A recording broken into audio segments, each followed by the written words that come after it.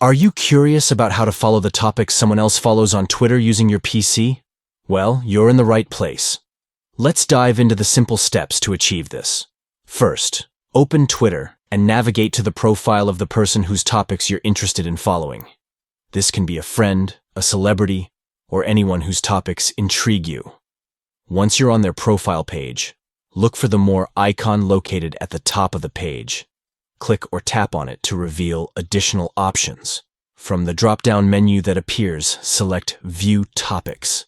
This will give you access to the list of topics that the person is following. Now, as you explore the topics, you can choose to follow any of them by simply tapping or clicking on the Follow button next to the suggested topic. By doing so, you'll start seeing updates and discussions related to that topic in your own feed.